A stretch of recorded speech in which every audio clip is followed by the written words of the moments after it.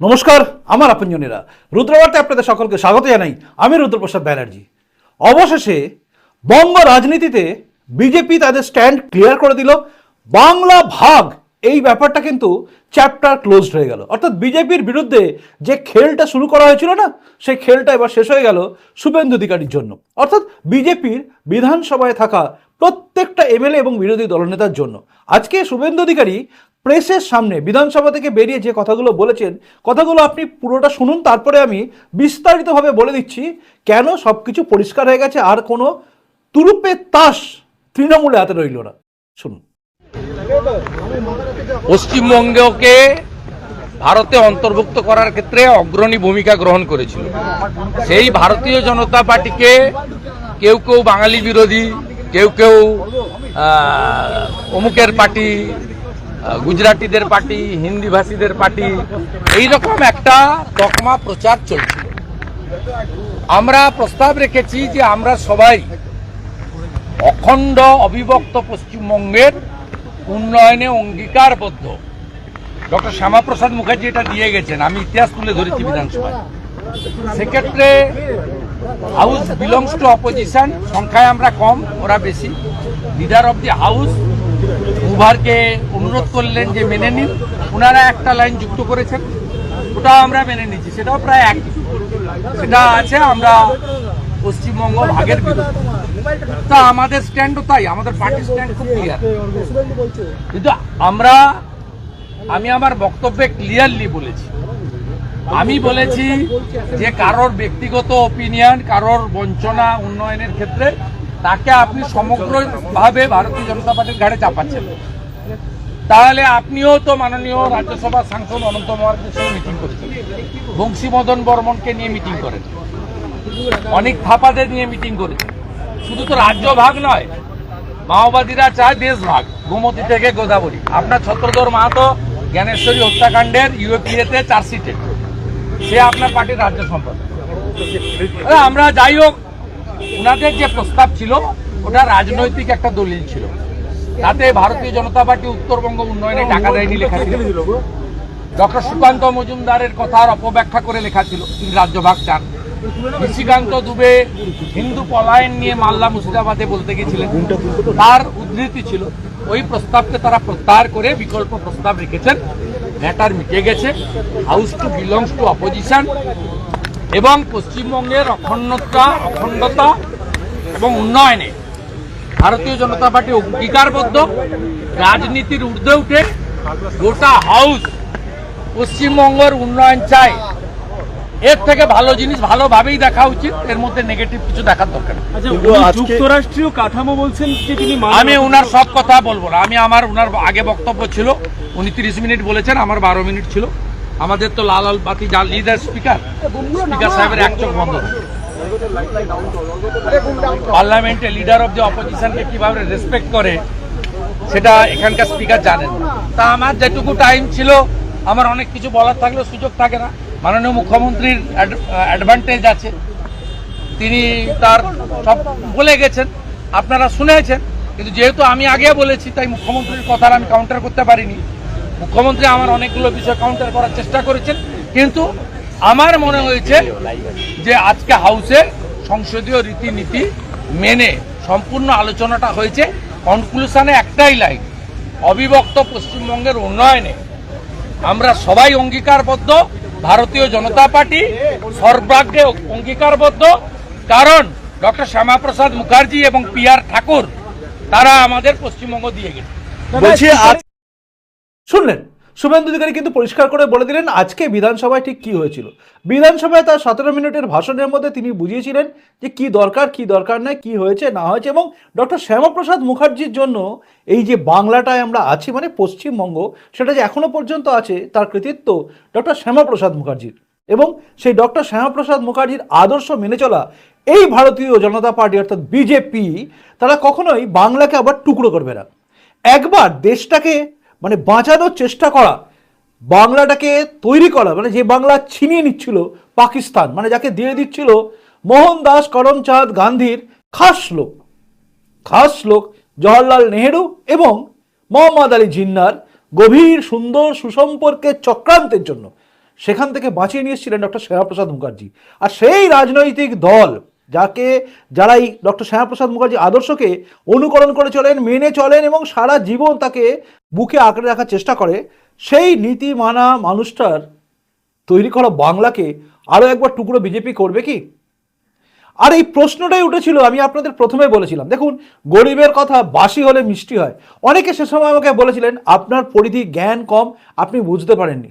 দেখুন আমি কিন্তু বলেছিলাম যে ডক্টর সুকান্ত মজুমদার হতে পারে তিনি বিরাট পণ্ডিত ব্যক্তি, আমি তার কাছে হয়তো নস্যি, কিন্তু তার রাজনৈতিক জ্ঞান সামান্যতম নেই। যে শব্দটা তিনি ইউজ করেছেন, তিনি ডক্টর সুকান্ত মজুমদার তিনি যদি এই রাজ্যে রাজ্য বিজেপি সভাপতি না হয় একজন এমপি হিসেবে বলতেন, আমি কোনো কথা বলতাম না। কিন্তু তার বক্তব্য বিজেপির বক্তব্য বলেই ধরা হবে, কারণ তিনি এখনো রাজ্য সভাপতির পদে আছেন। তিনি হয়তো ভেবেছেন তিনি চলে গেছেন, কিন্তু তিনি যাননি। তার বক্তব্যকে ঘোরানো হবে, আমি আপনাদের আগেও বলেছিলাম। আমি বলেছিলাম যে উত্তরবঙ্গকে নিয়ে তার করা বক্তব্যের মধ্যে কোথাও বাংলা ভাগের কথা নেই, কিন্তু তিনি যেভাবে বলেছেন তাহলে মনে হবে উত্তরবঙ্গের জন্য বিজেপি ভাবছে, দক্ষিণবঙ্গের জন্য ভাবছে না। আর এখানেই প্রশ্ন তুলে দেবে অন্যান্য দল। দেখুন আমার কথা বাসি হলো মিষ্টি হলো তো, আমি কিন্তু বলেছিলাম আপনাদের, দেখুন আমি কারোর খারাপ চাই না, আমি জানি কি হতে পারে। এই রাজ্যে বামপন্থী, কংগ্রেস, তৃণমূল সবাই কিন্তু মূলত এক, তারা সবাই চায় বিজেপিকে আটকাতে হবে। তো বিজেপিকে আটকাতে হবে যখন তাদের মূল মন্ত্র, সেখানে দাঁড়িয়ে বিজেপি সামান্য ভুল করলে না সেটা কিন্তু তারা সামনে আনবে। এবং আপনারা জানেন বহু মিডিয়া আছে তারা এই বিষয়টাকে এমনভাবে সামনে আনবে, ঘুরিয়ে পেঁচিয়ে ঘন্টাখানেক, মিনিট খানেক, তারপর সেকেন্ড খানেক হতে পারে হয়তো আলোচনা করবে, এবং আলোচনা করতে করতে এমন জায়গায় নিয়ে যাবে গোটা রাজ্য জুড়ে একটা হাওয়া তৈরি হবে। এবং সেই হাওয়াটাই হয়েছে যে বিজেপি বাংলা ভাগ করতে চায়, যেটা আমি প্রথমে বলেছিলাম। আর এটা নিয়ে শুভেন্দু অধিকারী কিন্তু লাগাতার চেষ্টা করে গেছেন কাউন্টার করার জন্য। আজকে বিধানসভায় দাঁড়িয়ে পুরোপুরি বিল পাস থেকে শুরু করে সমস্ত কিছু সহমত পাস করা সবই করেছেন। বিল পাস না, এটা ওই প্রস্তাব সবই হয়েছে। তো প্রস্তাবনা যা হয়েছে, কিন্তু বাস্তব সত্যি এটা কেউই চায় না বাংলা ভাগ হোক। অন্তত আমাকে আপনি যদি জিজ্ঞাসা করেন যে বাংলা ভাগের কথা, যে পশ্চিমবঙ্গ ভাগ হবে, তাহলে আমাকে বলতে হবে যারা বলবে ভাগের কথা তারা ভাগ, তারা পালা। আমার মুখ থেকে এটা বেরোবে, কারণ আমি চাই বাংলাদেশটাও যাতে আমাদের মধ্যে আসে, কারণ তাদেরকে কেড়ে নিতে হবে। আমাদের ওখানে বহু হিন্দুর আজকে অত্যাচারিত হচ্ছে, তো আমরা সেটা চাইবো, কিন্তু আমরা চাইবো না বাংলাটাকে ভাগ করা হোক। তো এখানে দাঁড়িয়ে শুভেন্দু অধিকারী আজকে কিন্তু পরিষ্কার করে দিলেন তার স্ট্যান্ড, অর্থাৎ যিনি বলছেন মানে ডক্টর সুকান্ত মজুমদার, তার ব্যক্তিগত অভিমত। এই ডক্টর সুকান্ত মজুমদারই কিন্তু শুভেন্দু অধিকারী একটা বক্তব্যকে নিয়ে এমন করে বলেছিলেন যেটা খুব চিন্তার মধ্যে পড়ে গেছিল। যখন তিনি বলেছিলেন না যে সবকা সাথ সবকা বিকাশ বন্ধ করো, তখন তার যে রিয়াকশন ছিল ব্যক্তিগত অভিমত। আজ তিনি ভুলে গেছিলেন যে তিনি যেটা বলছেন সেটাকে আর ব্যক্তিগত অভিমত কেউ ধরবে না, কারণ একজন রাজ্য সভাপতি যখন বলেন, শুভেন্দু অধিকারী যেটা বলেন তার ব্যক্তিগত অভিমত বলে সবাই বিশ্বাস করে নেবে, কারণ তিনি দলের অর্থাৎ বিজেপির কোনো সাংগঠনিক দায়িত্বে নেই, তিনি কিন্তু বিরোধী দলনেতা। শুভেন্দু অধিকারী না বিজেপির কোনো বড় পোস্টে আছেন না কোনো কিছু আছেন, শুনলে অবাক হয়ে যাবেন। এখনো পর্যন্ত শুভেন্দু অধিকারীর মতো এত তাবড় নেতা, বিরাট নেতা, তাকে কোনো সেভাবে পোস্ট নেই, অর্থাৎ যে পোস্টে থাকলে পারে তিনি কিছু করতে পারতেন সংগঠনে, সেটা নেই। কিন্তু সুকান্ত মজুমদারের তো আছে, তাই সুকান্ত মজুমদার বলতে পারেন, এবং তার বলাটা সেই জায়গায় খেটে যায়। সুকান্ত মজুমদারের কথা বলা বিজেপির কথা বলা হয়ে যায়, তাই শুভেন্দু অধিকারীকে আবারও কাল ঘাম ছুটিয়ে বলতে হয়, প্রমাণ করতে হয় যে এটা বিজেপি স্ট্যান্ড নয়। শুভেন্দু অধিকারী আজকে পরিষ্কার করে বুঝিয়ে দিয়েছেন, এবং বিজেপির বিধায়করা সবাই মিলে পরিষ্কার করে দিয়েছেন যে সুকান্ত মজুমদার তিনি যে কথাগুলো বলেছিলেন সেটা তার ব্যক্তিগত অভিমত। তিনি উত্তরবঙ্গকে নিয়ে যা বলেছেন না বলেছেন, বঞ্চনার জন্য যা বলেছেন, তার ব্যক্তিগত, রাজনৈতিকগতভাবে দলগতভাবে এর অবস্থান নেই।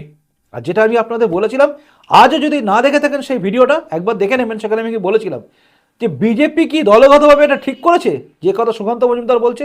আমি বলেছিলাম হতে পারে না, জোর দিয়ে বলেছিলাম, তার কারণ আমি জানি বিজেপিকে যতটা, তাতে জানি এই কথা বিজেপি ভাবতে পারে না, বলতে পারে না, আর বললে বিজেপিকে পিছিয়ে যেতে হবে।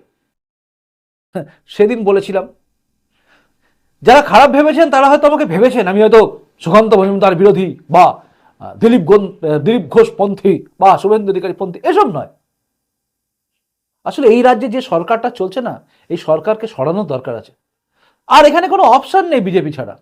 সিপিএমকে কেউ ভোট দেবে না, কেউ দেবে না, কারণ যারা দিচ্ছে তারাও বুঝে গেছে সিপিএম ক্ষমতায় আসবে না। 34 বছরের অপশাসন এখনো চট করে কেউ ভুলবে না। আরো কিছু বছর যাক, মানে 34 বছর না গেলে 34 বছর অপর কথা ভুলবে না মানুষ। তো সবে 10-12 বছর হয়েছে, আরো খান 10 বছর যাক, তারপরে আবার সিপিএম উঠতে পারে, কিন্তু তার আগে উঠবে না। তো এটা আমি জানতাম, জানি এবং বুঝি, সেই জন্য আমি বলছিলাম বারবার যেখানে বিজেপি ছাড়া অপশন নেই। কংগ্রেসও সেই একই অবস্থায় আছে, ওপরে দোস্তি নিচে কুস্তি, কেউ মানবে না। তাই বিজেপি ছাড়া অপশন নেই, তাই আমি বলেছিলাম যে যাতে এমন কিছু না হোক যাতে বিজেপি সম্বন্ধে মানুষের ধারণা খারাপ হয়ে যাবে। কারণ তৃণমূল এটাই খেলবে, সিপিএমও খেলবে, কংগ্রেসও খেলবে, সবাই চায় নিজের রাজনীতির ফায়দা নেওয়ার জন্য। তাই আমি বলেছিলাম। যাই হোক, আপাতত তো আপনাদের কাছে পরিষ্কার হলো, বিরোধী দলনেতা শুভেন্দু অধিকারী পরিষ্কার করে দিয়েছেন।